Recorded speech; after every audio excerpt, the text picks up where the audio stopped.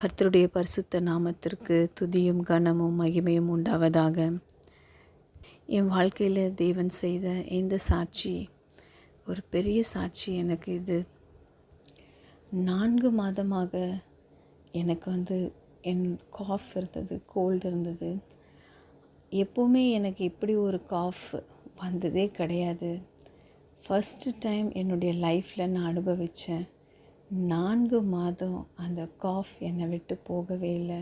அந்த இரும்பல் என்னை தொடர்ந்து என்னுடைய சரீரத்தை பயங்கர பலவீனப்படுத்தியது. ஆனாலும் என் தேவனுடைய வார்த்தையினாலேயே நான் ரொம்ப பலப்பட்டேன். அதுக்கு தான் என் லைஃப்பில் என் ஆண்டவர் என்கிட்ட பேசினாலே, ஒரு வார்த்தை பேசினாலே அது எனக்கு என் வார்த்தைகளே இல்லை சொல்கிறதுக்கு. அவ்வளோ அருமையான அவருடைய வார்த்தை கேட்க கேட்க கேட்க அந்த பலன் எனக்குள்ளே எப்படி தான் வரும்னு எனக்கே தெரியாது.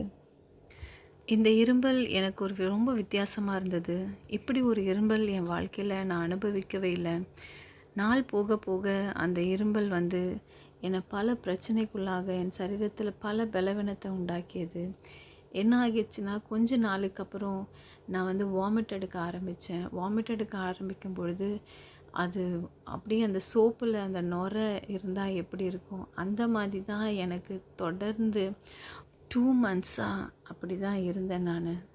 அந்த இரும்பல்னால் என்னை நிறைய பேர் டிபி ஏதாவது இருக்குமா அப்படின்னு சொல்லி கூட என்னை இன்டெரக்டாகவே என்னை பேசினாங்க. நான் ஆண்டவர்கிட்ட சொன்னேன்.